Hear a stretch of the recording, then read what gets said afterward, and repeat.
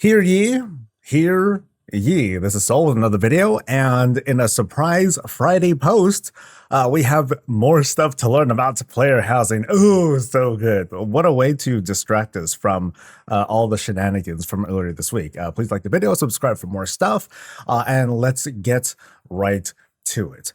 Azeroth living a look at housing rewards. Knowing what tools you have to decorate your room is one thing, but knowing how and where you get your decor is another. Step into our showroom as we open our catalog on housing rewards and share more information about what you can expect when seeking to outfit your Azeroth home in style.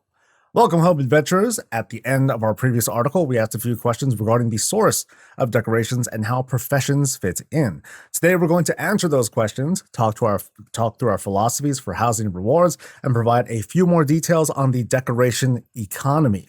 Before starting, we want to state our usual disclaimer, and hopefully we listen this time. This is still a work in progress, and names and details may change between now and launch, but this is directionally where we're aiming. Setting up our guiding principles. We began our discussions by drafting a few guiding principles to inform our design. Progressive journey. Similar to our housing pillar of long-lasting journey, players should expect the collection of decor to be just that, a journey. The collection of the perfect room and house is something to strive towards, not run to a vendor and complete on day one. Furthermore, this journey should be engaging and possible for most players, regardless of how hardcore or not they may be.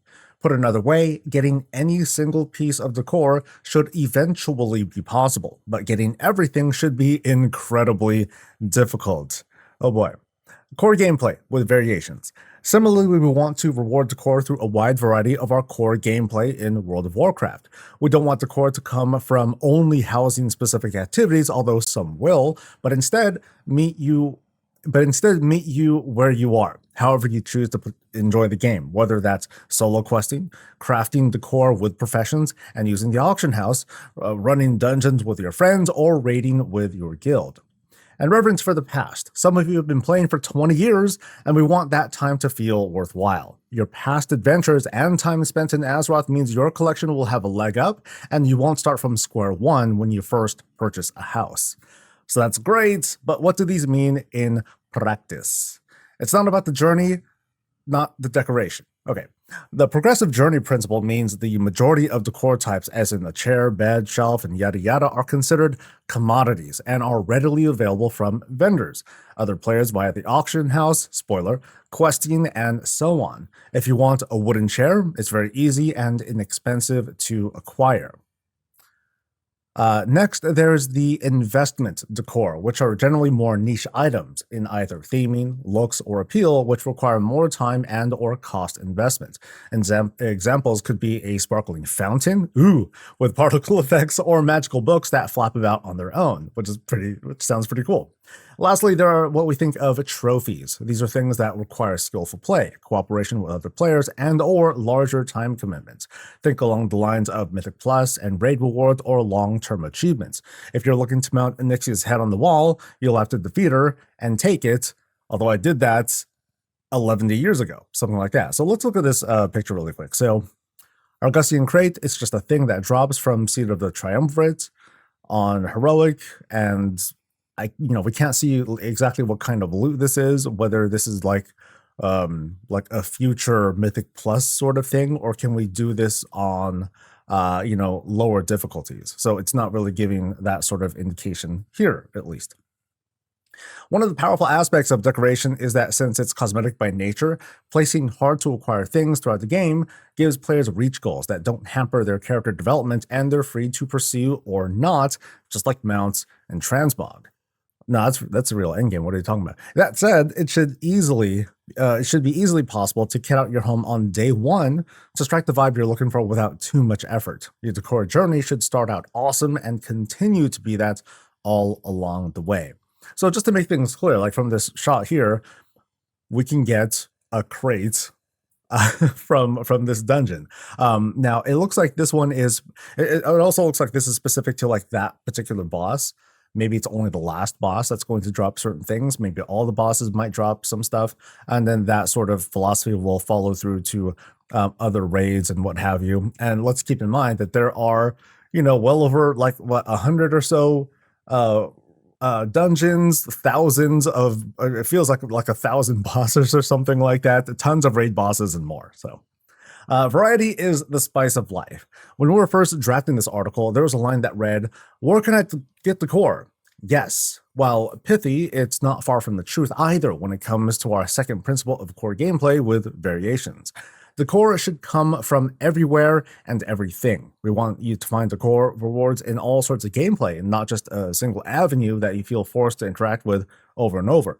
For example, while a specific jade inlaid bookshelf might come from a particular quest in Pandaria, other bookshelves could come from vendors and professions and other varied forms of content.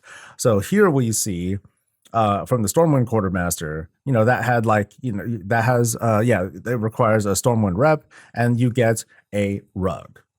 Cool. So I'm sure we might find, shucks, it feels like, right from the get-go, all over the world, we're going to see like all sorts of things that we can immediately get from like XYZ Quartermasters. And for those of us who have been playing for a bajillion years, we'll be able to, we'll probably spend our first days or so just going around to all these vendors and get all the stuff that we had already earned. Because I mean, at least from this here, it's like something we just buy for like nine silver or whatever. It's like easy to get, whether you are a super veteran player like some of us, or if you're like brand new to the game and you happen to be revered with Stormwind, and it's like, hey, cool, now you can get like this rug for your cute little house. Thank you, past self. Finally, the principle of reverence for the past, which is what I was kind of talking about just earlier, it encapsulates a few things. All the time spent in Azeroth is worth something. We're leveraging legacy reputations, professions, and more. If you've achieved something in the past, we want to embrace that time spent. If you've raised your reputation to exalted with someone, you'll be able to purchase their goods right away. Yes! If you've completed an achievement 10 years ago that rewards a new piece of Decor today, you'll be granted that piece of Decor on login. This is like exactly what I've been trying to it's exactly what I've been preaching for like years and years and years ever since I've talked about this. But anyway, sorry, let me keep reading. Legacy Decor, I'm excited. Legacy Decor should be well integrated into the appropriate existing content and not feel crowbarred in. For example, using the local systems and currencies of a piece of related content, such as Mecha Guard's Junkyard Tinkering, when it makes sense and is available. Let me reread that one, sorry. Legacy Decor should be well integrated into the appropriate existing content and not feel crowbarred in. So, using the local systems and currencies of a piece of related content, such as, okay, so does that mean we do need to do the Pascal? I believe that's what it's called, Pascal 10 or whatever. Is that going to be? Is that going to give us Decor? Is the the Ascendant thing in Bastion? When you give that person something and you give them like those blue items that you get from all over the place that I deleted. Great. Is that going to give me something? Now I might need to consider getting those. We're not going to have the Decor equivalent of transmog runs. We're still working through what this means in practice. Like, is it only available during time walking? Is there something more deterministic we can do, etc.? But the thought of someone farming a mount for years across multiple characters every week, finally earning it, and then being told, well, time to go back and grind for the couch is rough, and we want to avoid this. So going back let me finish these points. Harkening again back to the long-lasting journey pillar, we're going to continue fleshing out Decor from past expansions in future patches, and they'll be earnable via the appropriate contents of their expansion. So cool. So we're going to suddenly get just like free stuff as they add in, hey, here's like some more TBC stuff, with some achievements, they're attached to achievements, and we just happen to get some of these right away. But other things, it's like, oh, we need to go into the dungeon in order to get it. One thing we'd like to give you a heads up on about here is that we intend to offer Decor rewards for past expansion meta achievements. See, I told y'all. So World Awoken is what's going on right now. Back from the Beyond is, oh, actually, this was Dragonflight. This was Shadowlands. This one is BFA.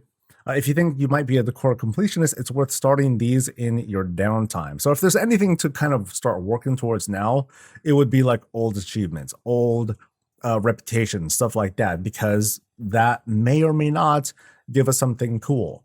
Other progression systems, like I said, like some of the Shadowland systems, the Covenant stuff, those are things that we may want to start working on too. That's kind of wild. Trust me, I'm a professional. Here we go. We're not going to bury the lead here. Decor will be crafted by all existing non-gathering primary professions instead of creating a new profession solely dedicated to it. It's something that I've been a fan for, but hopefully they'll explain why, their philosophies. Each profession will be able to craft a few pieces of appropriate decor from each expansion, using that expansion's version of the professions.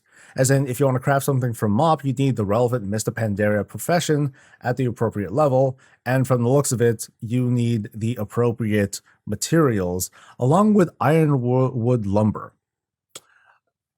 whatever that is. To craft something, players will need not only the required recipe and skill level, but they'll also need to gather a new type of decor crafting specific reagent per expansion, as well as any required reagents from that expansion. I should just keep reading because I'm like being a prophet here.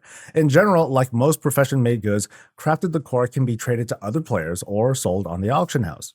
Some examples of what professions will be able to make: blacksmithing will create decor made primarily of metal. Enchanting will create magical decor like floating books or glowing orbs. Jewel crafting creates decor like gems and gem-studded objects, as well as being the designated stoneworking profession. Jewel crafting is going to make bank. Two of the points above should be underscored. Your professions and their levels from past expansions matter, and so do some of the reagents from those expansions. You know, in case you were looking for something to do between now and the launch of housing. This economy is going to be turned upside its head. Some light housekeeping. We want to mention a smattering of related but smaller things as well before we wrap things up. Decorations are only placeable if you have enough of them based on how many you've collected. If you want to place 4 chairs, you'll need to collect 4 chairs.